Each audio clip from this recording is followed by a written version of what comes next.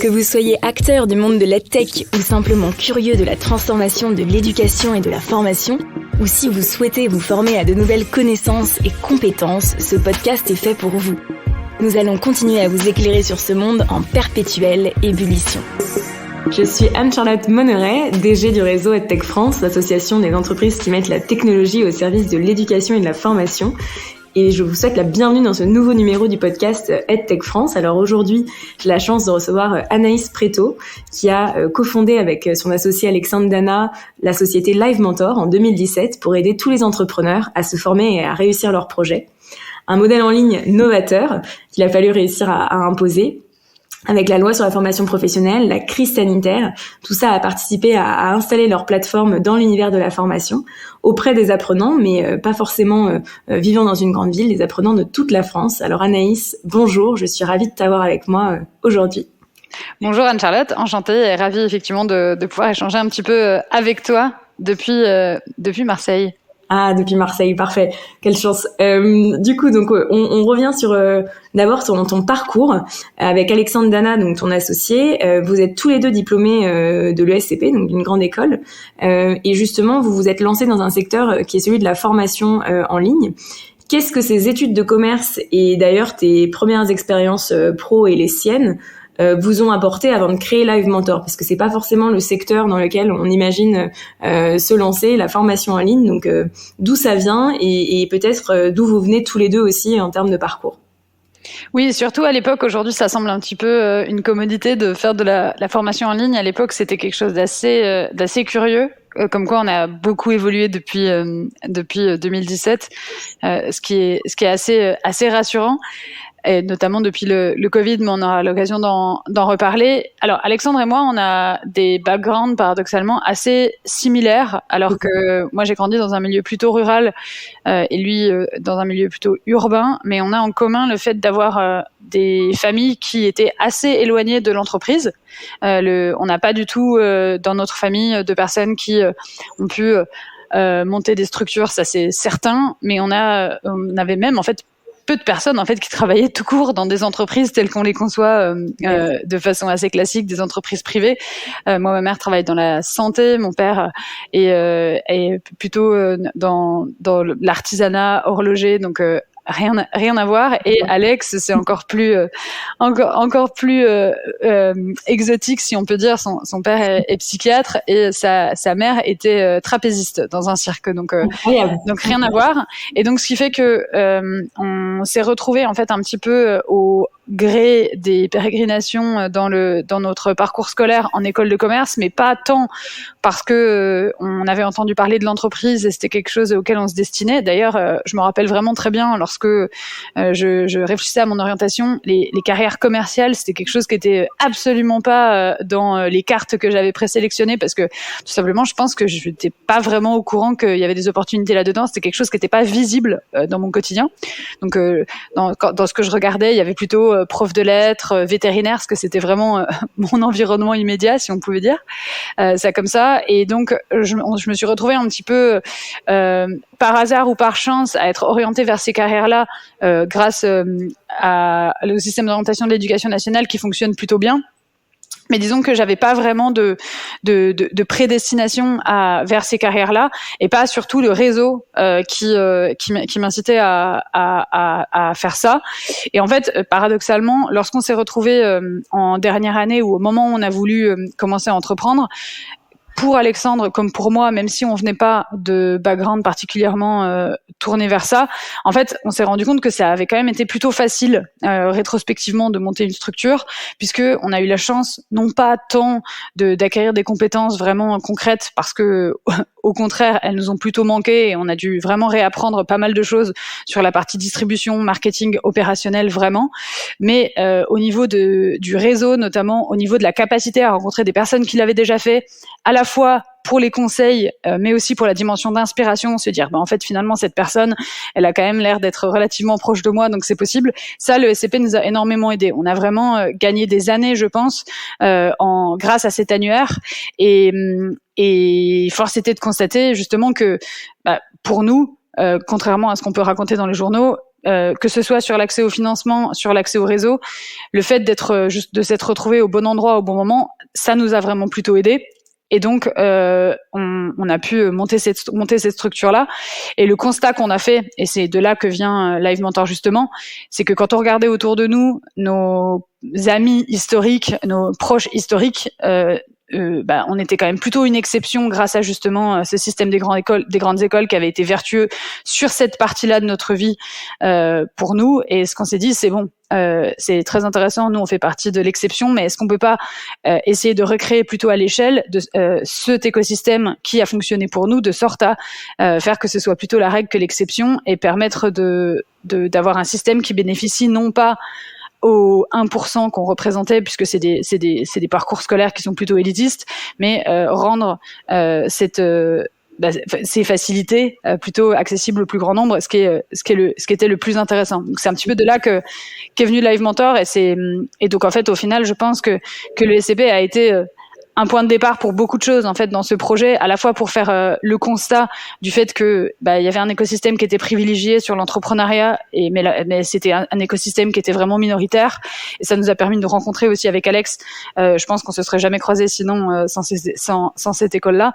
Donc mine de rien, c'est quand même ça a été un très très bon tremplin. Je sais qu'on a beaucoup tendance à casser du sucre sur les écoles de commerce, c'est un petit peu craché dans la bonne soupe, je crois. Nous, pour des parcours comme nous, ça a été un vrai tremplin. Est-ce que les compétences vraiment qu'on a appris, toutes en tout cas n'ont pas été mobilisées, mais je pense que c'est pas forcément le plus important. En tout cas, ça nous a permis de faire les bonnes rencontres et de faire ce constat qui a donné vie à Live Mentor aujourd'hui en fait finalement. Et c'est hyper intéressant que tu relis Live Mentor à ce principe d'égalité des chances, tu vois. Enfin, évidemment que on comprend ensuite par la suite, mais que l'idée était déjà présente dès le début, c'est hyper intéressant. Et du coup, justement, est-ce que tu peux revenir sur comment c'est sorti de terre, d'où est venue l'idée précisément? Est-ce qu'il y a un moment où tu t'es dit d'ailleurs c'est ça qu'on va faire, et comment tu t'es dit je veux le faire avec Alexandre aussi d'ailleurs? Alors, nous, on n'a pas du tout eu de light bulb moment, de eureka moment, comme on dit en bon français.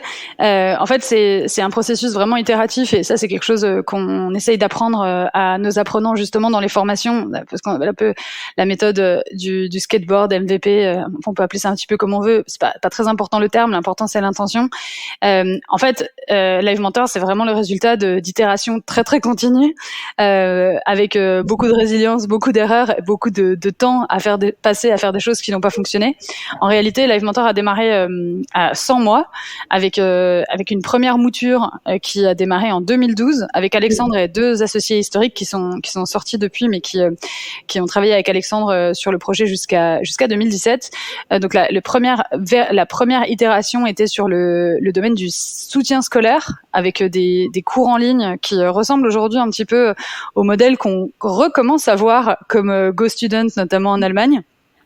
Donc Alex a itéré sur ce modèle-là jusqu'en 2016 avec des premières levées de fonds qui ont été faites justement sur ce modèle. Je pense que c'est important d'ailleurs de le noter, parce que je suis pas certaine, même si on peut pas réécrire l'histoire, qu'on aurait réussi à lever des fonds en seed sur le modèle initial de Live Mentor tel qu'il est aujourd'hui à l'époque dans le marché. Donc on a utilisé une partie du financement de cette première boîte suite à un pivot pour développer le modèle. Donc ça, c'est important.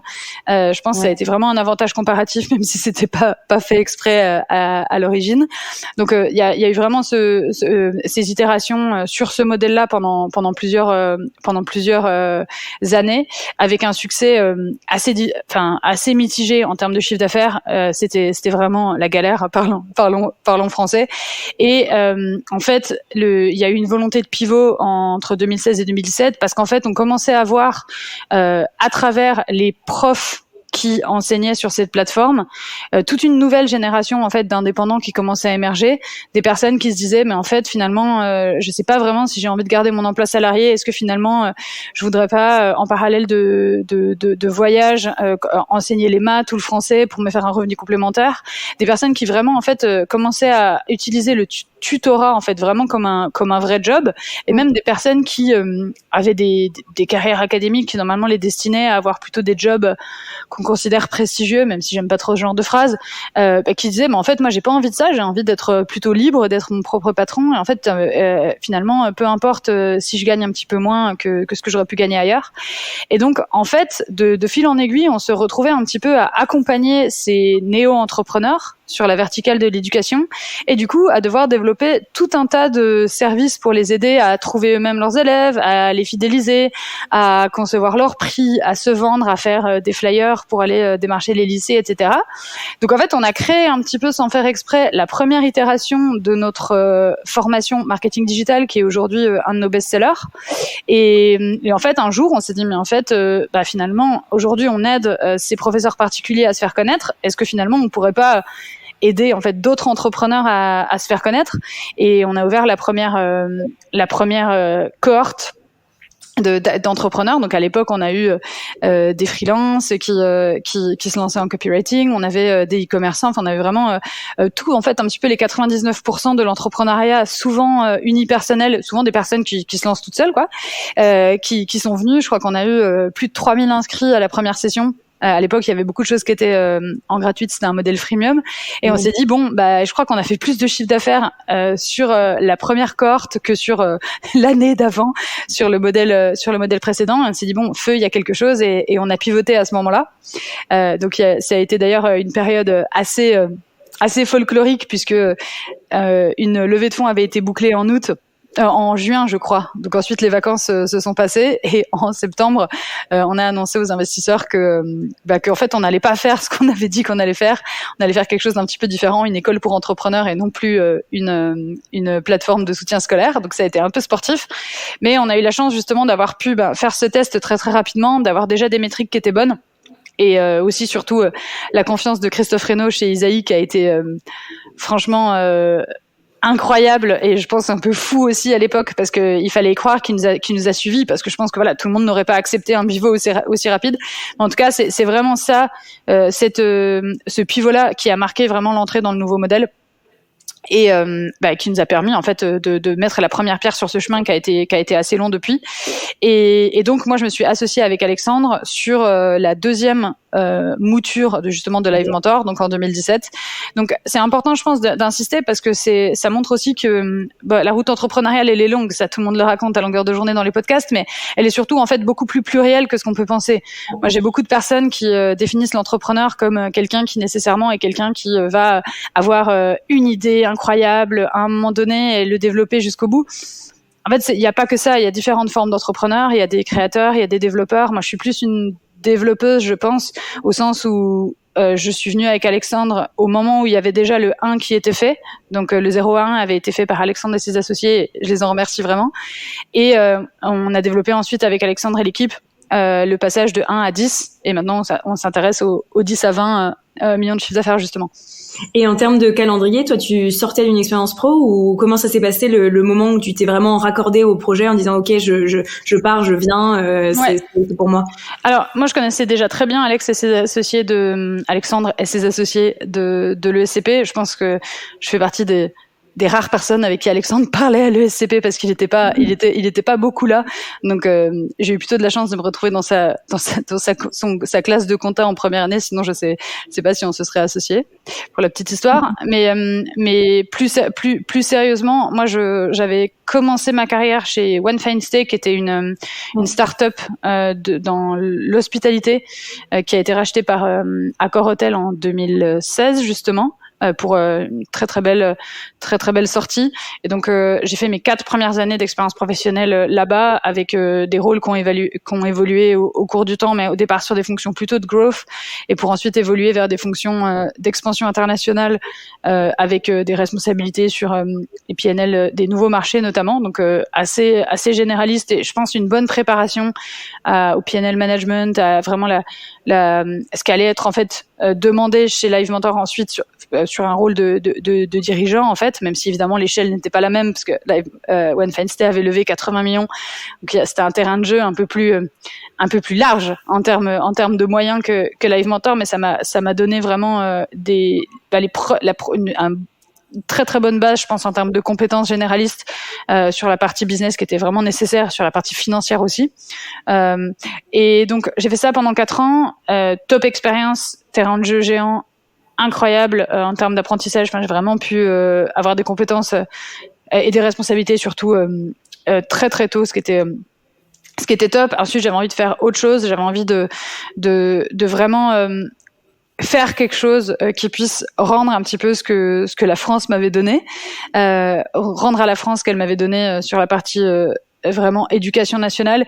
Je suis vraiment consciente d'avoir eu de la chance. Je fais partie des personnes pour qui le système français a bien fonctionné d'un point de vue école. Je viens pas du tout d'un background particulièrement favorisée ni défavorisée. Je suis vraiment une enfant des classes moyennes au sens noble du terme, même si on n'utilise plus du tout ce terme de façon noble, mais c'est quand même normalement 80% de la France, donc ce serait bien de redonner un peu ces lettres de noblesse à cette catégorie. Et j'ai vraiment fait le constat d'une France qui devenait de plus en plus à 2 vitesses, avec d'un côté une terre d'opportunités extraordinaires dans laquelle moi je m'étais retrouvée par hasard, par chance ou par travail, peu importe, c'est pas ça qui est le plus intéressant. Et de l'autre côté, une France dans laquelle on avait de plus en plus de mal à trouver du boulot, dans lequel il y avait des problématiques géographiques qui n'étaient pas celles du territoire dans lequel j'étais, des problèmes de jobs qui devenaient trop loin, d'entreprises qui n'étaient plus dispo, de dynamisme technologique qui arrivait pas dans certains territoires. Et je voyais d'un côté, au repas de Noël ou lorsque je rentrais chez moi, je voyais des personnes qui pouvaient trouver un job en claquant des doigts, et de l'autre côté, des personnes qui avaient un peu moins de choix, moins de métiers, et qui passaient à côté d'une certaine révolution numérique dont tout le monde parlait à Paris et que moi je voyais pas forcément énormément partout. Et donc j'avais envie de faire quelque chose pour rendre ça, et qui sorte surtout de ce microcosme parisien qui moi m'a beaucoup bénéficié, mais qui pour moi, restait quand même très géolocalisé à la région parisienne ou aux grandes métropoles. Et j'ai envie de faire quelque chose qui a un peu plus d'impact. Je voyais beaucoup de modèles tech qui finalement ne créaient des emplois que dans des grandes métropoles, qui ne créaient des emplois. Oui, c'est très bien d'embaucher des HEC, des gens comme moi, mais je pense on aurait trouvé du job quoi qu'il arrive, en caricaturant un petit peu. Donc c'est pas forcément ça qui m'intéressait. Et Alex, avec qui j'étais restée en contact depuis longtemps, à tel point que pendant un moment ils étaient d'ailleurs, Live Mentor était d'ailleurs hébergé dans le placard de One Fine Stay parce que ils avaient plus de bureau, donc géographiquement je les voyais bien. Ça faisait un moment qu'on discutait, je leur filais déjà des petits coups de main, et le moment était justement arrivé pour les rejoindre. Donc à la base je les ai rejoints comme salariés en tant que VP Expansion, parce qu'à l'époque on avait très envie d'aller à l'international, on n'y est jamais allé, et de fil en aiguille les événements ont fait que j'ai pu m'associer avec Alex et le rejoindre en tant que cofondatrice sur ces structures. Génial. Mais je comprends parfaitement ton idée de dire j'ai envie de rendre ce que j'ai reçu. Pareil, je suis typiquement une enfant des classes moyennes comme toi, et j'avais commencé à travailler dans le monde de la tech, et du coup, basé sur ce même constat, je suis devenue enseignante parce que je m'étais dit mais c'est pas possible, il y a tellement de gamins qui comprennent rien au monde de l'entreprise, qui comprennent rien à la révolution numérique, et il faut rapprocher l'école de l'entreprise. Et d'une manière un peu différente, Live Mentor pour moi réussit aussi à faire ça, et c'est ça la beauté du numérique, c'est que mine de rien, t'es quand même tellement plus systémique que l'éducation nationale. Je dis pas que l'éducation nationale n'a pas son rôle à jouer là-dessus, mais c'est vrai que des entreprises comme ça, c'est tellement précieux. Et je rejoins ce que tu dis aussi sur le fait que je suis pas certaine que tu aurais réussi à lever sur la base de ce modèle EdTech à l'époque, avant la crise sanitaire, je veux dire. Mais du coup, c'est hyper intéressant le pivot que vous avez pris. Et justement, alors nous, on a réussi à lever avant la crise sanitaire sur ce modèle-là spécifiquement, mais dans des conditions qui étaient compliquées. Ouais.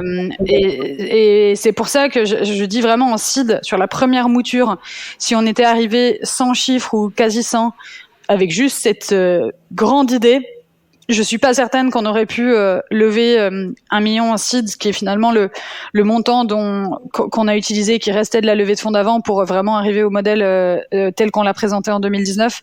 Je suis pas certaine qu'on aurait levé à ce moment-là. Parce que du coup, après, c'est cette même levée avec EduCapital, ou c'est une autre levée? Parce que Non, alors si on refait un peu l'historique, donc on a dû lever 2 millions avant le pivot. Donc une grosse partie de cette levée avait été consommée pour développer le premier modèle avant 2016. Ouais, et en gros, suite au pivot, il restait à peu près 1 million en banque. On avait la chance à l'époque d'être rentable, donc ou d'avoir généré un petit peu de rentabilité sur certaines cohortes, donc ce qui nous a permis de nous maintenir à flot pendant 3 ans, entre 2016 et 2019. Donc on a consommé plus ou moins 1 million d'euros pour développer le business et pour l'amener jusqu'à 2019 pour en gros tripler le chiffre d'affaires et avoir une première vraie itération sur la plateforme de mentorat, sur la plateforme de visionnage de cours, sur la plateforme communautaire. Et en 2019, on s'est représenté sur le marché, cette fois avec le vrai modèle. Et on a relevé donc 2 millions d'euros à ce moment-là, avec du capital et impact et Isaïe qui nous ont suivis, la première levée ayant été faite avec Isaïe. Donc Isaïe nous a vraiment suivis depuis le début, et ça c'est assez admirable de leur part parce que franchement parfois il fallait vraiment y croire. Donc je tiens quand même vraiment à souligner leur soutien là-dessus. Et là on a réalisé une nouvelle levée de 11 millions d'euros en 2021 en juillet avec les 3 fonds qui ont suivi et Ring Capital qui est entré. Et on est vraiment très très content. Donc il y a eu vraiment plusieurs moments. Il y a eu vraiment cette première phase où on a travaillé avec le fond de caisse qui était significatif, mais le fond de caisse du pivot. Donc ça a été vraiment une vraie chance de pouvoir compter sur ces moyens de financement pour développer le MVP. Ensuite un premier round de 2 millions pour recapitaliser, et ensuite cette belle levée de 11 millions pour vraiment accélérer et pouvoir passer à l'échelle. Donc ça s'est fait vraiment graduellement, mais les conditions effectivement de levée entre 2019 et 2021 n'étaient pas exactement les mêmes, soyons clairs. Mais bien sûr, et surtout le boom du marché de manière générale.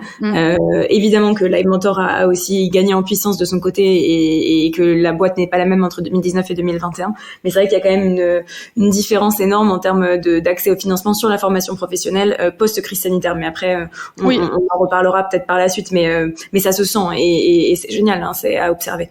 Et justement, niveau régulation, parce que donc il y a aussi le contexte juridique qui joue. Il y a la loi sur la formation professionnelle qui j'imagine vous a été précieuse sur l'expansion du business. Est-ce que tu peux nous détailler un petit peu l'impact que ça a eu?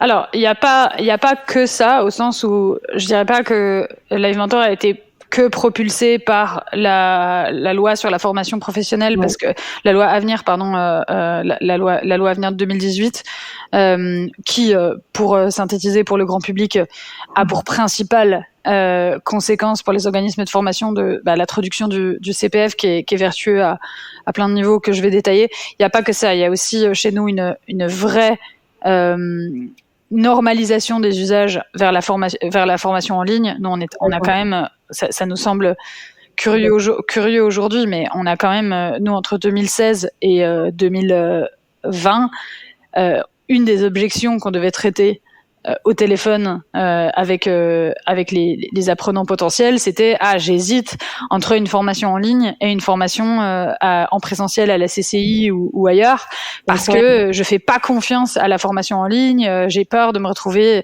dans des formats complètement statiques face à des tutos, etc. Donc il y avait quand même cet élément-là. Et alors là, pour le coup, le Covid a été incroyable là-dessus, parce que maintenant plus personne ne nous demande si une formation en ligne, on a vraiment compris que c'était un format pédagogique à part entière et que c'était, lorsque c'était bien fait, ça fonctionnait bien. Mais il est clair que la loi Avenir professionnelle la loi Avenir, je sais jamais comment elle s'appelle entièrement cette loi, mais la loi Avenir telle qu'on va l'appeler, de 2018, nous a aidés pour 2 raisons. La première, c'est que donc ça a permis à l'individu d'être complètement responsable de son parcours professionnel et d'avoir vraiment une liberté complète ou quasi complète dans le choix de ses formations. Donc c'est-à-dire que on est passé d'un monde où la personne devait très souvent solliciter son DRH, solliciter Pôle emploi, solliciter un intermédiaire pour avoir le droit de se former dans quelque chose à un monde où la personne peut aller sur une plateforme, taper le domaine qui l'intéresse ou rechercher un organisme de formation qu'elle a repéré sur quelconque moyen de communication que ce soit et s'inscrire sans avoir à demander l'autorisation à qui que ce soit en formation. Donc ça a été une libération incroyable pour les modèles comme nous, qui sont des modèles qui partent beaucoup d'un désir très très individuel de formation. Évidemment, se lancer dans une aventure entrepreneuriale, c'est quelque chose qui est très personnel, très individualisé, et en général, c'est pas forcément quelque chose dont vous avez très très envie de parler à votre DRH parce que lui aimerait plutôt que vous restiez en général dans sa boîte. Donc, pour des domaines comme nous, ça a énormément aidé pour donner en fait tout simplement un accès à du financement qui avant était quasi inaccessible ou très très difficile à mobiliser. Il y avait des choses qui étaient possibles avec notamment tout ce qui était lié à la reconversion, mais c'était des dossiers énormes à faire. Et c'était franchement assez lourd administrativement parlant. Et le deuxième élément sur lequel ça a beaucoup changé, c'est que la plateforme a énormément aidé sur tout ce qui est vraiment gestion, logistique, traitement des commandes. Avant, il y avait pas de comptoir unique, il fallait jongler entre des dizaines d'opérateurs de compétences, jongler entre des dizaines il fallait trouver le bon interlocuteur pour faire financer sa formation, donc c'était assez complexe. Il fallait ensuite en général traiter des dossiers en papier, vous aviez des réponses plusieurs mois plus tard, donc ça créait des enjeux en termes de lenteur de conversion. Ça démotivait aussi complètement les apprenants parce que on avait des réponses parfois plusieurs mois après, s'étaient déjà formés par un autre moyen, et ça posait aussi des enjeux de BFR parce qu'évidemment on avait des commandes qui mettaient du temps à être traitées en termes d'acceptation et qui mettaient du temps à être traitées en termes de paiement également. Donc c'était difficile pour les organismes de formation d'atteindre des tailles critiques à cause du BFR parce que tout simplement on était payé parfois, je crois qu'on avait des créances qui étaient payées à 9 mois, c'était horrible. donc ça a beaucoup aidé. C'est un peu moins grand public, mais c'est quand même important parce que ça explique pourquoi en France, je pense, beaucoup d'OF étaient très petits, tout simplement parce que je pense que c'était compliqué de financer en fait ce BFR. L'État est un très bon payeur, mais à l'époque, fallait être très patient et tout le monde n'est pas capable d'absorber des niveaux de BFR aussi importants, quoi, tout simplement. Et je te rejoins tout à fait. En France, c'est vrai qu'il y a des dizaines de milliers d'organismes de formation qui sont pour la très grande majorité d'entre eux des TPE en fait. Donc ça s'explique aussi sur cet aspect-là par d'autres facteurs également. Mais c'est vrai que cette loi sur cet aspect est extrêmement bénéfique. Et tu parlais du CPF, et c'est vrai que le CPF c'est un outil extrêmement précieux à protéger, même si évidemment il y a des abus et des démarches qui sont mises en place pour lutter contre ces abus. C'est vrai qu'on le répétera pas assez, mais c'est quand même une liberté incroyable pour tout citoyen de pouvoir incroyable. C'est incroyable. Et d'ailleurs, il y a alors, en fait, le CPF agace ceux qui ont perdu des choses suite à cette réforme, c'est normal, et limite ils sont dans leurs droits. Mais il faut quand même voir que sur les résultats en termes d'accès à la formation de public qui autrefois était défavorisé, on a des résultats qui sont incroyables. Autrefois, quand je dis autrefois, ça semble bien longtemps, mais avant cette loi, disons 2019, fin 2019, vous aviez beaucoup plus de chances, enfin quasi aucune chance en fait d'être formé si vous étiez ouvrier. L'accès à la formation était centralisé sur des cadres dans des grandes entreprises où il y avait un service RH qui était suffisamment organisé pour pouvoir gérer la complexité de l'accès à la formation, parce que c'était quand même beaucoup ça. Il y avait quand même des entreprises qui étaient spécialisées dans la gestion de la formation, externalisées tellement c'était compliqué. Ça existe encore un petit peu, mais ça montre quand même la complexité du système. Là, aujourd'hui, on a des personnes qui sont moins diplômées, qui ont enfin accès à la formation, et je dirais que c'est un système qui commence enfin à faire en sorte que les personnes qui vraiment ont besoin de formation y accèdent.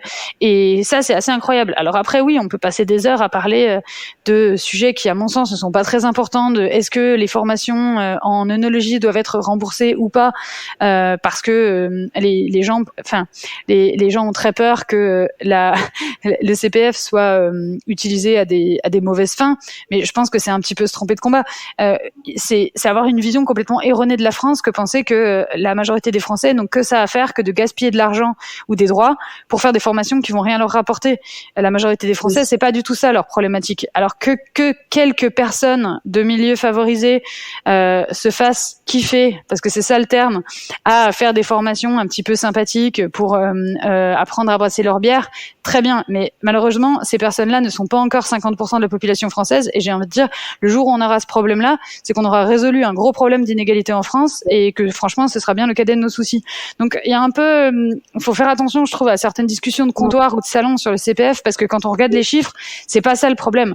Le problème, c'est pas le mec de Paris Intramuros qui va aller faire une formation pour créer son savon.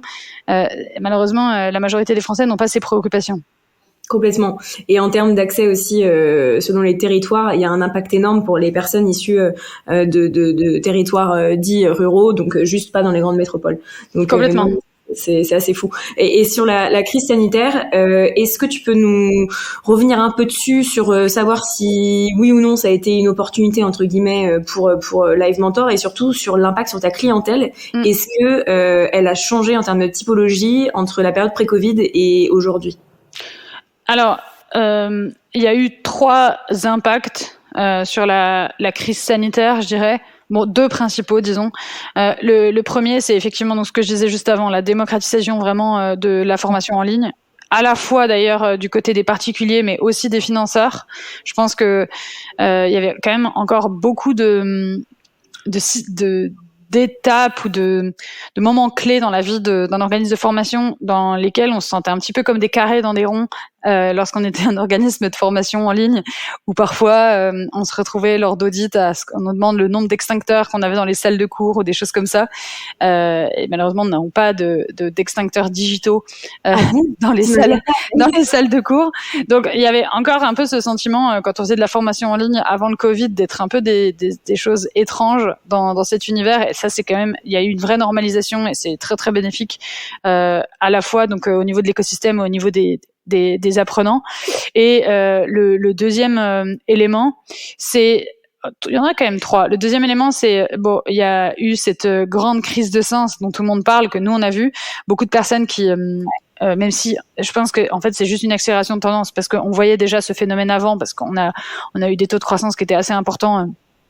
Déjà, enfin, on a fait quasi x2 tous les ans, bien avant le Covid. Donc, il y avait déjà quand même cette accélération, cette volonté d'aller de plus en plus vers l'entrepreneuriat dont on parle pas mal. Mais disons que ça a vraiment confirmé cette tendance. Il y avait autrefois plutôt autour de 800 000 créations d'entreprises par an. Aujourd'hui, c'est plutôt 950 000. Donc, le Covid a vraiment accéléré ça. On parle de ce mouvement de la grande démission. Nous, c'est quelque chose qu'on constate.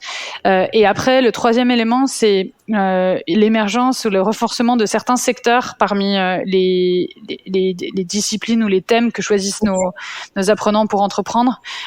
Historiquement, on avait beaucoup de e-commerce, beaucoup de freelancing. C'est quelque chose qu'on voit encore, mais on voit émerger de plus en plus tout ce qui va être thérapie. Donc, il y a aussi, je pense, eu pas mal de questionnements sur la santé, la façon dont on a géré. Alors, à la fois la santé, donc la recherche d'alternatives à la médecine traditionnelle, parce que ça a été quand même un moment où on s'est tous un peu posé des questions sur le vaccin, pas le vaccin, où on s'est dit bon, notre santé c'est quand même quelque chose d'assez précieux. Comment est-ce qu'on peut se protéger de différentes façons? Donc on voit vraiment plein de thérapies qui commencent à émerger, qui est une tendance qui se consolide, que c'est quelque chose qu'on voyait déjà, mais qui vraiment se renforce. Et après, il y a la vague du bien-être aussi, évidemment. Le bien-être, c'est quelque chose qui a été mis à rude épreuve pendant le Covid. Je pense qu'on a tous eu besoin de trouver des façons de se sentir mieux dans un monde qui nous donnait pas beaucoup de raisons d'être optimiste. Et c'est surtout une thématique en fait qui a toujours été très forte aussi chez les entrepreneurs, à tel point qu'on a d'ailleurs publié un livre là cette année.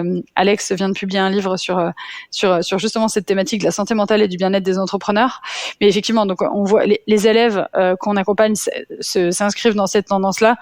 Donc les thérapeutes aujourd'hui, tout ce qui est vraiment thérapie, bien-être, c'est la 4e typologie d'apprenants qu'on accompagne. Donc une vraie accélération depuis.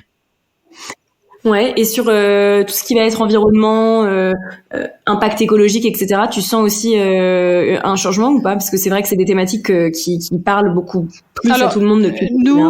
Nous, je dirais que c'est quelque chose qu'on a toujours observé. Donc, et c'est pas, on le traite pas comme, on traite pas les projets à impact comme une catégorie à part entière. On a fait le choix de plutôt se dire que tout business doit essayer d'avoir plutôt un impact. Donc typiquement dans notre formation marketing digital, on a rajouté des modules récemment pour sensibiliser à l'impact justement du marketing digital. Est-ce que vraiment on a besoin d'envoyer autant de mails que ça? Est-ce qu'on se pose la question lorsqu'on lance une séquence de mails automatisée à l'impact écologique que ça peut avoir, etc. Donc c'est clair que c'est une tendance très forte. Il nous est arrivé d'ailleurs bien avant le Covid de demander justement à nos équipes commerciales de refuser certains projets parce que on voulait justement plus les avoir dans nos salles de cours parce qu'on pensait que c'était quelque chose qui n'était pas vertueux ni pour l'apprenant à long terme ni pour le monde tout court. Par exemple, on avait une formation qui était centrée sur le dropshipping avant et on a complètement arrêté ça parce que on pensait à la base que c'était une bonne façon de permettre à des personnes qui avaient un capital assez limité de se lancer dans le e-commerce. Et en fait, en réalité, on se rendait compte que ça revenait juste à déverser tous les jours plus de plastique dans les océans et faire acheter à des personnes des produits qui étaient franchement pas nécessaires. Donc on l'a supprimé. Mais je dirais que ça, pour le coup, c'est quelque chose qu'on constatait déjà avant et ça n'a fait que se renforcer. Mais on n'a pas de catégorie dans impact. On a on essaye plutôt d'avoir toutes nos catégories qui travaillent vers cet objectif-là. Ok. Et justement, comment vous concevez les formations? Comment vous choisissez les thématiques qui sont abordées? Tu parlais du marketing digital, j'imagine que c'est quelque chose qui fonctionne très bien, mais pour le reste, est-ce que tu sondes ta base, ta communauté? Enfin, comment vous fonctionnez pour à la fois concevoir les cours et surtout choisir quel va être le prochain, quoi? Au début, on est vraiment parti de cette première base de professeurs particuliers qu'on accompagnait. Donc, on est parti de leurs premiers besoins qui étaient centrés sur la commercialisation, trouver des clients. Vraiment, ça, c'est ce qui ressort d'ailleurs, même si à l'époque, on ne lisait pas autant de market research qu'aujourd'hui, mais c'est ce qui ressort dans les enquêtes en général lorsqu'on s'interroge sur ce qui manque dans les dispositifs d'accompagnement à l'entrepreneuriat en France. On est très bon en France sur la partie recherche de financement, plutôt bon sur la partie business plan et sur les premières phases vraiment financières, mais on est catastrophique sur l'accompagnement à la commercialisation. On a en général des très jolis business plans, des très jolis dispositifs de financement et honnêtement, même pour les petits entrepreneurs, petits, je dis pas ça avec un jugement de valeur, je dis plutôt sur des projets avec une ampleur limitée au début, donc des personnes qui vont plutôt aller chercher du financement bancaire ou des prêts d'honneur. Il y a un vrai écosystème en France qui existe, on a de la chance. Alors, il y a des problèmes de lisibilité des dispositifs, des problèmes de connaissance pour des entrepreneurs qui viennent pas forcément d'un background commercial en termes de formation, mais il y a des dispositifs. En revanche, sur la partie accompagnement à la commercialisation, sur se vendre, fixer ses prix, qu'on soit en B2B ou en B2C, il y a une vraie catastrophe et c'est encore pire sur la partie vraiment marketing numérique. C'est pas du tout enseigné de la bonne façon, c'est pas concret, c'est pas facile. Je ne jette pas la pierre non plus. C'est pas facile à enseigner puisque ça change tout le temps. Et nous, ça a été vraiment un des enjeux vu que ce que l'on vend, c'est principalement des accompagnements à la commercialisation justement et avec un focus sur les enjeux numériques, réseaux sociaux, WordPress, création de sites, etc. Comment est-ce que l'on pouvait faire justement pour avoir toujours du contenu à jour? Donc c'est pour ça qu'on a fini par internaliser notre studio et avoir un studio qui tourne en permanence des mises à jour parce que on peut pas fonctionner dans ce type de formation avec le schéma un peu classique où une fois par an on met à jour les vidéos, ça ne fonctionne juste pas, ou pire, une fois tous les 5 ans comme ça peut être le cas ailleurs. Donc on a démarré vraiment par ce premier bloc de commercialisation, donc marketing digital, Instagram, Facebook. On est en train de rajouter d'autres réseaux sociaux, LinkedIn, TikTok, qui arrivent en début d'année. Et ensuite, on a continué à progresser au gré justement de ce que nous disait notre communauté. Donc on travaille, on a deux principaux canaux pour prioriser les demandes, des études quantiques qu'on fait sur la base. On a la chance d'avoir aujourd'hui 200 000 personnes qui reçoivent notre newsletter, donc ça donne un bon terrain de jeu. Et on fait aussi des études plus quali avec, on a une équipe de user research qui va conduire assez régulièrement des entretiens utilisateurs pour pouvoir prioriser les thématiques et prioriser surtout le syllabus une fois qu'on a choisi la thématique, parce que c'est une chose de faire une formation sur la vente, c'est autre chose d'en faire une qui est vraiment efficace pour les problématiques d'entrepreneurs qui vont pas avoir une offre forcément déjà constituée. Donc ça veut dire qu'il faut qu'on travaille aussi sur la structuration du catalogue. Enfin, c'est pas du tout la même chose d'enseigner pour notre public, des entrepreneurs principalement individuels ou des TPE, que d'enseigner évidemment le marketing digital comme c'est fait à l'ESCP où c'est quelque chose qui est très stratégique. On est presque, c'est enseigné vraiment comme une matière quasi littéraire. Et c'est pas exactement les mêmes problématiques. Alors, une fois qu'on se retrouve dans le Facebook Manager et qu'il faut qu'on sache sur quel bouton appuyer. Donc les deux compétences sont utiles, mais dans le cas de nos entrepreneurs, il y a besoin d'avoir des choses qui soient vraiment concrètes. Et ça, je pense, c'est d'ailleurs une chance. Petit aparté. En fait, le fait de ne pas avoir été très bien inséré à l'époque dans les dispositifs de financement, ça a fait que, mécaniquement, on a dû faire nos 5 premiers millions de chiffre d'affaires avec des cartes bancaires, donc des personnes qui payaient de leur poche. Et c'est pas exactement pareil, je pense, en termes d'exigence de clientèle que certains organismes de formation qui vivaient avec des personnes qui mobilisaient leurs droits et qui du coup pouvaient un petit peu moins voir l'impact direct sur leur compte en banque. Et surtout, c'est d'autant plus exigeant lorsqu'on travaille avec des entrepreneurs, parce que les entrepreneurs, c'est une population qui voit assez vite si la formation sert à quelque chose ou non, puisque mécaniquement, eux, ils partent avec 0 € de chiffre d'affaires, et ce qui les intéresse, c'est de voir si ce volume de chiffre d'affaires augmente. Donc, ils ont vraiment la possibilité de pouvoir monitorer leur progrès et une vraie exigence quant à l'obtention effective de progrès, puisque tout simplement, c'est ça qui va conditionner la pérennité du projet. Donc je pense que ça a été vraiment une chance, même si à l'époque on le voyait plutôt comme une contrainte, parce que ça nous a forcé à être très très exigeants sur la qualité du contenu. Ça nous a forcé à avoir vraiment des programmes qui soient le plus impactant possible, parce que tout simplement sinon les personnes demandaient à se faire rembourser, quoi, parce que c'était leur argent à eux ou à elles, et c'était leur résultat et la pérennité de leur projet. Donc c'est pas quelque chose avec lequel ils étaient prêts à transiger, contrairement à peut-être des formations peut-être un peu plus sympathiques, lifestyle, sur les langues, où personne disait j'ai pas trop progressé en japonais, mais c'est pas non plus une question de vie ou de mort pour mon prochain voyage. Et du coup, justement, ça, tu rappelles que tu as une typologie de clients qui est très particulière, des entrepreneurs. Comment tu mesures l'impact des formations, dans le sens où tu t'assures que ceux qui rentrent dans une formation, ils aillent vraiment au bout de la formation? Est-ce que c'est quelque chose qui est important pour vous? Est-ce que vous travaillez dessus? Ouais. Alors, il y a deux choses. Il y a l'engagement et l'impact. C'est des choses un petit peu, il y a même 3 choses. L'engagement, l'impact et la satisfaction. Okay. Et c'est complexe, les métriques opérationnelles dans ce type de business. Il faut vraiment regarder les 3. La satisfaction, on la monitore depuis le début. On fait du NPS, de la CSAT, comme tout le monde, je pense. On sonde tout au long de l'expérience nos utilisateurs pour comprendre s'ils sont satisfaits, et sur chacune des composantes de l'expérience, donc le mentor, la communauté, la plateforme technique en tant que telle, les vidéos, les webinaires collectifs, etc. Donc ça, c'est la première brique. Donc ça permet de repérer des personnes qui sont des grands détracteurs, donc ou des détracteurs tout court, des personnes qui semblent ne pas être très satisfaites de ce que l'on fait, et ça nous permet de les appeler et de corriger l'expérience. Donc ça, c'est le premier niveau, outre le fait évidemment de vérifier que le NPS est dans une tendance positive. C'est quelque chose qu'on pilote au mois le mois et pour chaque cohorte.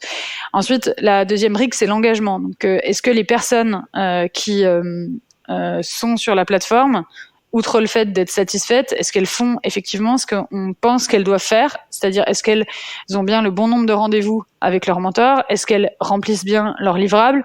Est-ce qu'elles vont jusqu'à l'oral de certification? Est-ce que elles obtiennent la certification? Est-ce que elles consomment le contenu, etc. Donc ça, on a tout un système d'alerting avec une partie des alertes qui vont être plutôt des envois de mails, essayer de faire revenir déjà sans intervention humaine l'apprenant sur la plateforme. Et ensuite, on va avoir si les alertes s'intensifient, si quelqu'un ne vient pas à un rendez-vous, si quelqu'un, ça fait plusieurs jours qu'il a absolument rien fait sur sa plateforme alors que sa certification approche, c'est quelqu'un qu'on va appeler. Donc on a une équipe de s'appelle Experience Ops Manager chez nous, qui est responsable d'un pool de mentors et des apprenants qui sont associés à ce mentor-là et qui vont du coup monitorer donc à la fois la qualité de l'expérience qui est offerte par les mentors. Donc quand je dis monitorer, c'est pas forcément surveiller, mais c'est voir si un mentor a besoin d'aide avec un certain apprenant, voir si il y a des thématiques qui ressortent dans les compétences qui sont acquises ou non acquises par les apprenants qui ont été suivis par un certain mentor, et voir si on peut proposer une formation pour l'aider, ce genre de choses, et repérer des apprenants qui seraient vraiment très très dans un comportement très déviant par rapport à ce qu'on attend, donc qui seraient très très désengagés ou qui auraient un comportement atypique, les appeler et trouver une solution. Parfois c'est changer de mentor, parfois c'est changer carrément de formation parce que c'est quelqu'un qui s'est mal orienté, ou parfois c'est tout simplement mettre la formation en pause parce que la personne s'est cassée la jambe et en fait elle peut plus suivre sa formation. Donc même s'il n'y a pas vraiment de raison de plus suivre une formation en ligne quand on s'est cassé la jambe, mais bref, il y a des aléas de la vie comme ça. Et après le troisième élément, c'est l'impact. Donc comment est-ce qu'on s'assure que nos formations servent à quelque chose une fois qu'elles ont satisfait l'apprenant, et une fois que l'apprenant a une expérience à peu près conforme ou 100% conforme d'ailleurs à ce que l'on a vendu. Donc l'impact, nous on le monitor de plusieurs façons. Il y a la partie impact pédagogique, donc on mesure l'acquisition des compétences à la fin via une certification. Donc ça, c'est une certification qu'on détient 4 titres en propre. Donc on fait passer un oral à nos apprenants basé sur des livrables, et donc on va évaluer l'acquisition effective des compétences. Donc est-ce que la personne sait bien faire ce qu'on a dit qu'elle saurait faire à l'issue du programme. Et après, il y a l'impact plus sociétal, où là, on va traquer 4 métriques. Donc, on va faire des études d'insertion à 6, 12, 24 mois. Génial. Une métrique, oui, c'est génial, mais c'est pas si facile. Mais je reviendrai là-dessus après. On a 4 métriques. Donc, une métrique qui est sur la part des femmes, le nombre en valeur absolue de femmes qu'on a accompagnées, puisqu'on a 2 fois plus de femmes que la moyenne nationale des créateurs d'entreprises. Et c'est quelque chose sur lequel on souhaite continuer à travailler. On va traquer également la part des personnes qui sont issues de quartiers prioritaires de la ville ou de zones de revitalisation rurale. Okay. C'est quelque chose qu'on priorise également dans notre impact. L'idée, c'est vraiment d'apporter cet accompagnement entrepreneurial à des endroits où il n'est pas encore assez. La troisième, ça va être le taux de retour à l'emploi à 12 mois. Donc, et par taux de retour à l'emploi, ça peut être à la fois être encore actif dans sa structure et dégager des revenus, donc être par exemple plus rattaché à Pôle emploi, ou avoir retrouvé un job salarié. Nous, c'est quelque chose qui ne nous gêne pas. Si la personne a acquis des compétences et ça ne nuit pas, au contraire, ça aide à son employabilité, on est complètement à l'aise avec ça. C'est complètement OK pour nous de faire une formation chez nous et au final se rendre compte que oui, j'ai appris des choses, mais en fait l'entrepreneuriat c'est pas du tout pour moi et c'est pas grave, je vais faire autre chose. Il y a plein de gens qui en profitent pour se reconvertir d'ailleurs parfois, mais vers un job salarié. Ça c'est complètement OK. D'ailleurs, ce serait même complètement illusoire ou irresponsable de dire l'inverse. Nous, on a un taux de passage à l'action qui est de 60%. 60% des personnes qui passent dans nos salles de cours lancent effectivement un projet, mais on vise pas du tout 100% sur cette métrique-là. Ce serait complètement irresponsable. Il y a plein de projets qui doivent s'arrêter avant d'avoir commencé, pas parce que le projet est mauvais d'ailleurs, mais juste parce que c'est pas en fait finalement ce que cherche la personne, ça convient pas en termes de style de vie, l'entrepreneuriat, et c'est mieux que la personne n'aille pas bien en tête dans quelque chose qui ne lui conviendra pas. Et la dernière chose que l'on traque, c'est quelque chose qui est une métrique un peu maison, on appelle ça le Live Mentor Index. C'est la part des personnes qui déclarent que Live Mentor a eu un impact positif sur leur trajectoire de vie, parce qu'on essaye d'avoir une approche qui est au-delà de la formation en soi. Les personnes viennent chez nous, font 3 mois de formation mentorée sur la thématique de leur choix. parfois reprennent une autre formation, souvent même, mais on veut pas que l'expérience elle s'arrête à ça. Il y a une communauté d'entrepreneurs dans laquelle les personnes restent, il y a des événements qui ont lieu chaque mois dans toute la France dans lesquels les personnes continuent à être conviées. On a des livres, on a un magazine et on a vraiment cette idée d'avoir une approche qui est au-delà de la compétence pure, qui est vraiment sur cette notion d'accompagnement un petit peu plus holistique pour atteindre l'étape dans sa vie qui nous correspond, enfin l'étape d'après.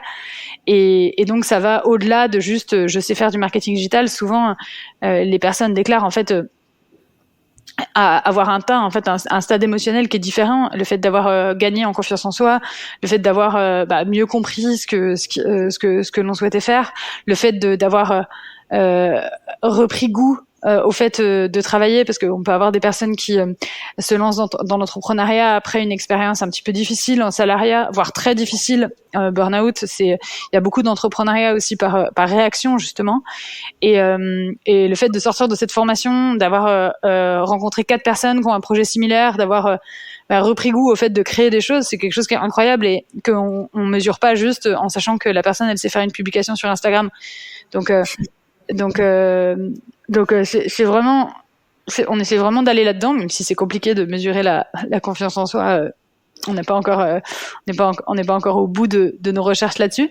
Mais donc ça, c'est vraiment la première base, et on essaye en ce moment justement d'aller un peu au-delà, parce qu'évidemment ce système est intéressant, mais il reste imparfait parce qu'il est très auto-centré.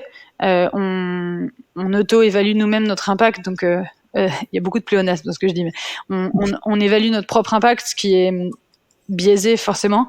Donc là, on est en train de regarder pour lancer justement avec un prestataire qu'on vient de choisir une étude d'impact externe pour pouvoir justement confirmer que notre approche est bonne et qu'on n'est pas en train de se voiler la face en oubliant une partie de notre base ou que sais-je. Donc on souhaite vraiment monter d'un cran dans la sophistication de notre démarche et avoir à la fois ces métriques internes, à la fois sur le pilotage et sur la partie plus impact interne, et une étude externe pour valider ça et réajuster éventuellement s'il y a des choses à changer. Hyper intéressant et extrêmement précieux pour l'écosystème, parce qu'il y a plein d'entreprises qui se posent la question de la mesure d'impact. C'est vrai que d'avoir des exemples de méthodologies utilisées, notamment sur, tu parlais du bien-être mental des personnes qui sont passées par la formation, c'est des choses qui sont extrêmement précieuses pour tout le monde. Donc hâte de voir ce que ça va donner. Tu parlais de ta communauté, Anaïs, donc tu parlais de la newsletter qui part à 200 000 personnes, si je dis pas de bêtises. C'est une très forte communauté. Comment est-ce que vous l'avez constituée? Est-ce que c'est au fil de l'eau? Est-ce qu'il y a eu un gros boom à un moment donné? Et surtout, à quel point elle est mixte? Parce que tu parlais beaucoup d'inégalités liées au territoire. À quel point aujourd'hui vous êtes vraiment présent sur différentes zones géographiques? Si tu as des chiffres aussi sur cet aspect. Oui, alors dans les chiffres choc, on a les femmes, vraiment je le redis, 2/3 de femmes dans notre écosystème, c'est quelque chose qui est assez incroyable, parce que en plus c'était même pas fait exprès à la base, donc ça a été vraiment une très très bonne surprise. On a aujourd'hui une moyenne d'âge qui est très haute par rapport à ce que les gens pensent en général. On a une moyenne d'âge entre 45 et 50 ans. Donc on a plutôt des personnes qui sont dans la deuxième partie de leur carrière, qui sont souvent des primo-entrepreneurs et qui lancent leur premier projet après une belle carrière en général. Donc il y avait vraiment cette volonté justement de former des personnes qui normalement ne reviennent pas à l'école, quoi. Enfin, ou en tout cas à l'époque, avant nous, avant le CPF, ne revenaient pas forcément à l'école. Donc ça, c'est vraiment une fierté. Et le troisième chiffre qui nous plaît pas mal, c'est le fait d'avoir 80%, une grosse majorité des personnes qui sont en dehors des grandes villes, donc 80% des personnes qui sont en dehors des grandes métropoles en France. Et ça, c'est vraiment, s'il y avait qu'un chiffre que je devais garder, c'est celui-là. C'est vraiment quelque chose qui est très très important. C'est de façon générale le fait d'essayer de s'inscrire dans les territoires, comme on dit maintenant, c'est quelque chose qui nous drive énormément.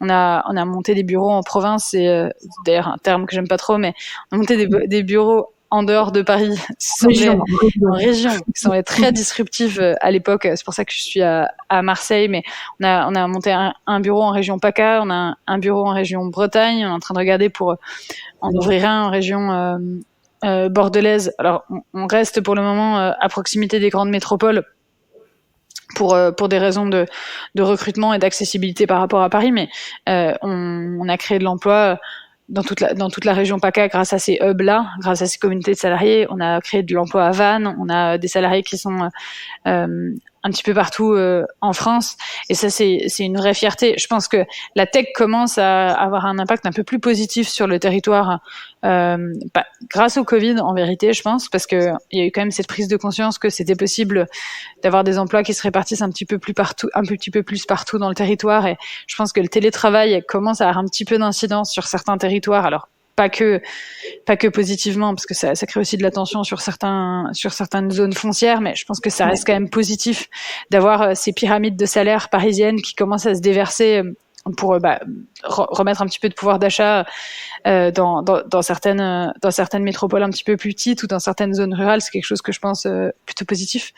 Mais voilà, nous c'est quelque chose qu'on essaye en tout cas de pousser avec la boîte, avec des problématiques particulières, de faire fonctionner une entreprise qui du coup n'a pas qu'un siège, mais des bureaux qui sont un petit peu répartis sur tout le territoire.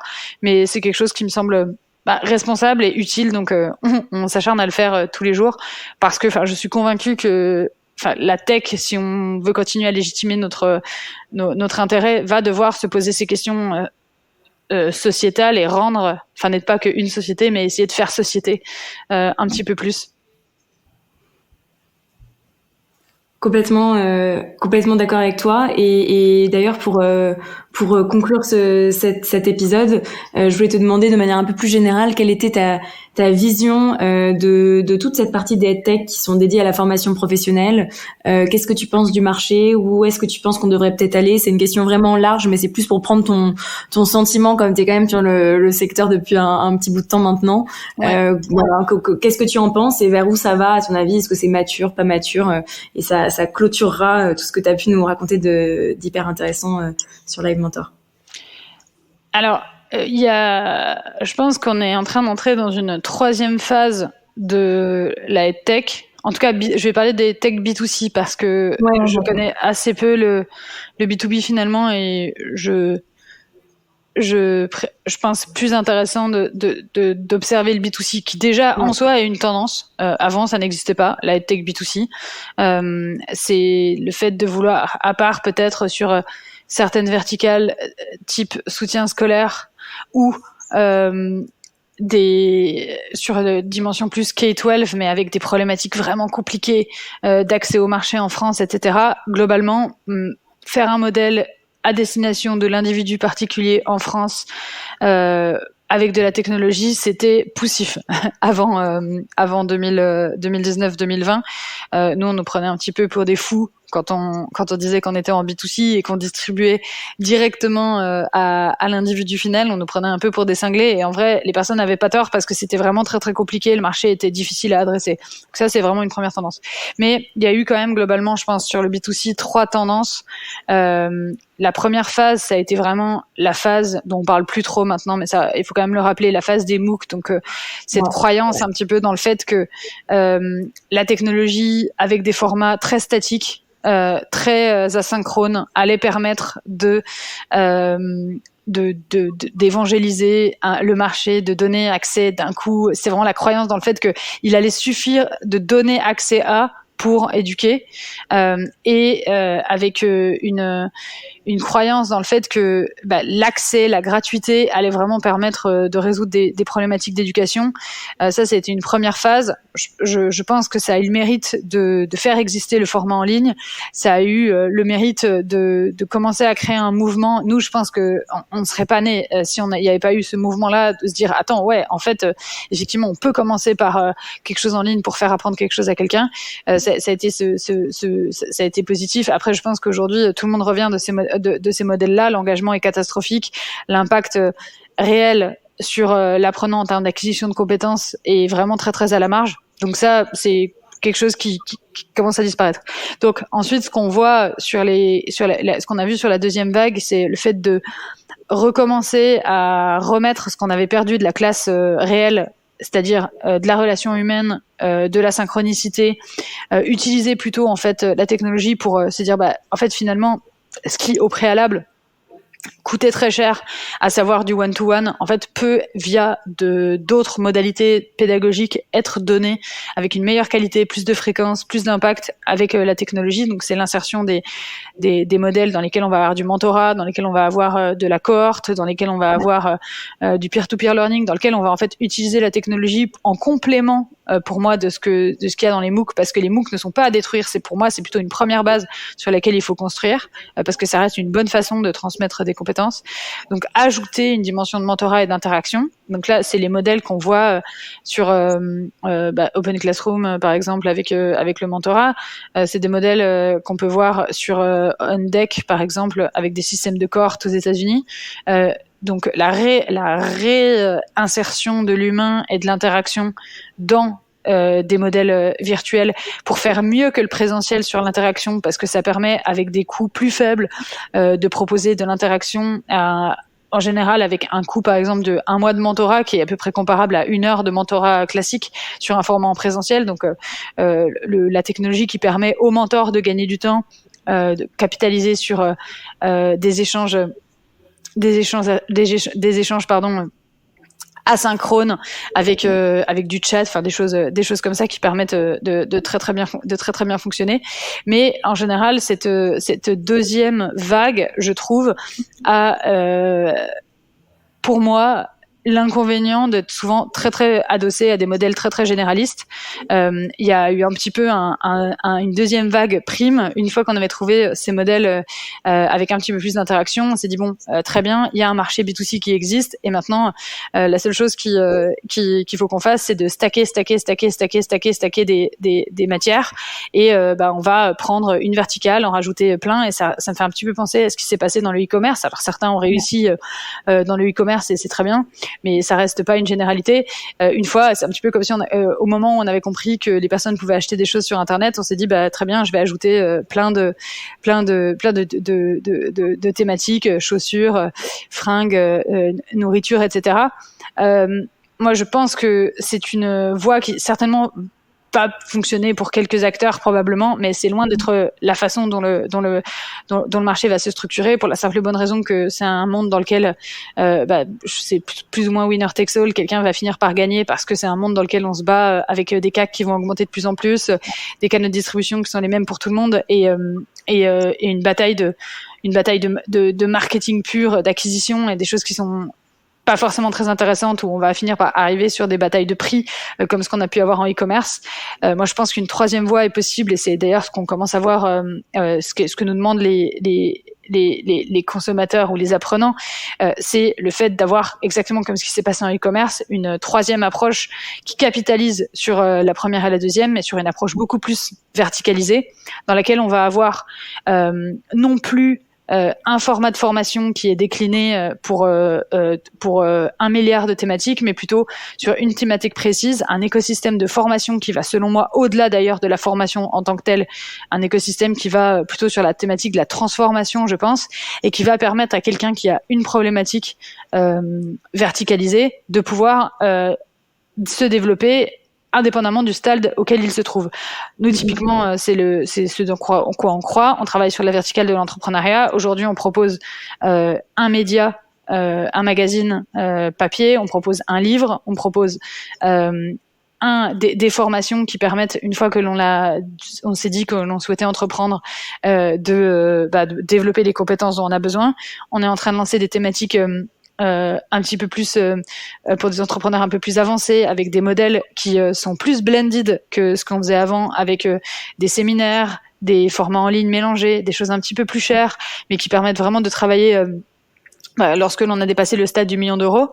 Et nous, on se dit vraiment que pourquoi pas un jour aller au-delà de la formation en tant que telle et d'aller vraiment sur l'industrie de la transformation, puisqu'on voit qu'on a des entrepreneurs qui n'ont pas juste des besoins d'apprendre à faire de la pub sur Facebook, qui ont besoin d'apprendre à mieux se connaître, d'apprendre à adresser certaines peurs qui les bloquent. Et typiquement, ça veut dire insérer des formats plus liés au bien-être, justement, insérer des formats liés qui frôlent avec le coaching. Parfois, il y a cette tendance en France à vouloir toujours séparer le coaching, le conseil et la formation, alors que c'est quand même souvent assez proche en réalité. Donc, c'est des modèles qui vont être de plus en plus hybrides et qui vont, à l'intérieur d'une même verticale, proposer différentes thématiques de produits qui vont venir servir les besoins. Et c'est ce qu'on peut voir, je pense, d'ailleurs, dans certains modèles sur les modèles un petit peu plus classiques de formation, où on voit qu'il y a en général sur les gros acteurs une reverticalisation. Dans l'anglais, typiquement, que ce soit EF qui propose différents types de formats pour apprendre l'anglais, Wall Street English idem. Je pense que dans la nouvelle vague de EdTech, il va y avoir un petit peu ce modèle de reverticalisation, puisque j'ai vraiment du mal à voir comment des modèles très très généralistes de supermarchés comme on a pu voir l'école française notamment, mais il y en a plein d'autres. Il va y avoir probablement un winner takes all sur cette approche généraliste, mais c'est pas ça l'avenir du marché. Ça, c'est un avenir dans lequel le seul qui s'enrichit, c'est Google, quoi. Donc il y a un besoin du consommateur de reconnaître une véritable expertise et d'être accompagné surtout tout au long de sa démarche de formation, qui commence bien avant le moment où la personne achète une formation, qui commence au moment où la personne se dit en fait, peut-être que je voudrais faire quelque chose de différent dans ma vie, et je pense pas que ce soit une formation la bonne façon d'adresser ça. C'est probablement plutôt un magazine, un événement, et accompagner cette personne après aussi la formation, puisque c'est un parcours qui est très très long. Et c'est au final le parcours de toute une vie, et tu nous l'as extrêmement bien expliqué. Et je rebondis en disant qu'il y a aussi un enjeu de transformation globale de société. Et typiquement, le plan France 2030 qui s'appelle Compétences et métiers d'avenir montre qu'il y a vraiment une compréhension que déjà métier et compétences, c'est pas forcément la même chose, et que la compétence sort du scope professionnel pur. Mais voilà, je pense que c'est un mouvement plus global que uniquement la formation pure. T'as tout à fait raison, et je rejoins cette idée de plutôt tendre vers quelque chose qui s'appelle de la transformation ou de l'accompagnement, ou comment, je sais pas comment on peut l'appeler, mais je te rejoins parfaitement là-dessus. Ouais. Oui, il y a plein de il y a plein de choses aujourd'hui qui restent encore un peu en dehors du scope de la formation pro, et ça, c'est une réflexion, je pense, qui va devoir être faite au niveau des organes de gouvernance de la formation pro de façon générale. Aujourd'hui, c'est quand même très très très très normé ce qui est de la formation pro, ou ce qui n'en est pas. Comme je disais, nous, on a souvent des problématiques. Est-ce que un nouveau produit va être considéré plutôt comme du coaching, du consulting, donc on passe beaucoup de temps à bien faire attention, à être bien dans les cases, etc. Ouais. Est-ce que, au fond, le plus important, c'est ça, ou de se demander quel est le dispositif qui va avoir le plus d'impact?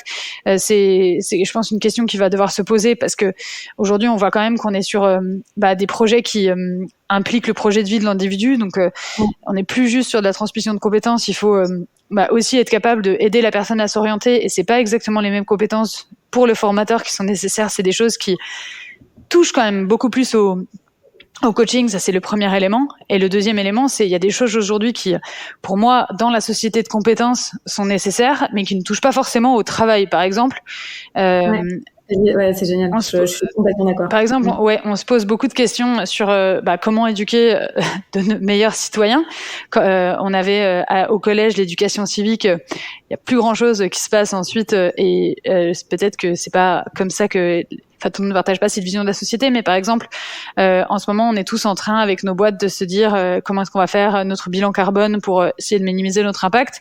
En soi, il y a énormément de choses qu'on peut faire au niveau individuel, et le fait est de constater qu'aujourd'hui, il n'y a pas de possibilité d'avoir des dispositifs de financement ou de comprendre vraiment dans quel écosystème on doit se positionner si, par exemple, on souhaite proposer quelque chose pour aider chacun à devenir plus vert à l'échelle individuelle, ce qui peut déjà avoir un énorme impact.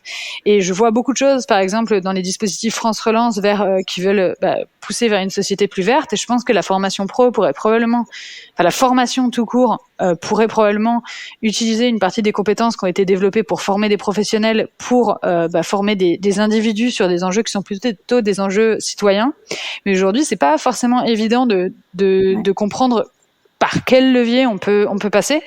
Et peut-être qu'il faut justement sortir la formation professionnelle de cette séparation déjà un peu artificielle entre le supérieur et le primaire et le secondaire. Ça c'est une chose, mais peut-être réfléchir sur une formation de l'individu et pas juste sur cette notion professionnelle, et se dire bon, si demain la société a besoin d'individus compétents, est-ce que ces compétences se cantonnent à la partie professionnelle, ou est-ce qu'on réfléchit un petit peu plus largement? Je pense que c'est ça les questions qu'il faudrait se poser, parce que nous on a plein d'idées avec Live Mentor notamment là-dessus, et on voit d'ailleurs plein de beaux projets qui accompagnent justement par exemple des personnes dans leur transition personnelle avec des vrais résultats. Mais c'est sûr que ça ne se voit pas dans la fiche de revenus ou dans la fiche d'impôt de la personne. Par contre, au niveau de la société, si tout le monde fait ça, on peut avoir un écosystème de vie qui est beaucoup plus vertueux. Donc, c'est toutes ces questions, je pense qu'il va falloir aborder. C'est des thématiques larges et j'ai pas des solutions, mais je pense qu'il faut se les poser, parce que on a un système qui est vraiment pensé aujourd'hui pour un système qui crée des salariés. Nous, on arrive à créer des entrepreneurs avec, mais qui est en tout cas très, très orienté vers le marché et l'économie. Il faut peut-être se poser la question est-ce que finalement nos enjeux ne deviennent pas un petit peu plus holistiques que ça? Complètement d'accord avec toi, et on conclura sur ce mot holistique. Merci beaucoup Anaïs pour cet échange, pour ton éclairage sur Live Mentor, sur le marché, sur ta vision surtout que tu nous partages, et qu'on espère que vous arriverez à réaliser sur le très long terme, parce que c'est vrai qu'on a besoin d'acteurs qui sortent des carcans, et toi et Alexandre, c'est ce que vous faites au quotidien. Donc merci beaucoup. Merci beaucoup. Merci. Que vous soyez acteur du monde de l'EdTech ou simplement curieux de la transformation de l'éducation et de la formation, ou si vous souhaitez vous former à de nouvelles connaissances et compétences, ce podcast est fait pour vous. Nous allons continuer à vous éclairer sur ce monde en perpétuelle ébullition. Si vous voulez nous suivre et nous soutenir, abonnez-vous au podcast EdTech France, disponible sur l'ensemble des plateformes d'écoute. N'hésitez pas à le noter, 5 étoiles, et à en parler autour de vous. Vous pouvez nous retrouver sur nos réseaux sociaux, LinkedIn, Twitter. Ce podcast vous est proposé par Maxime Maton et l'agence tech et créative Matoons.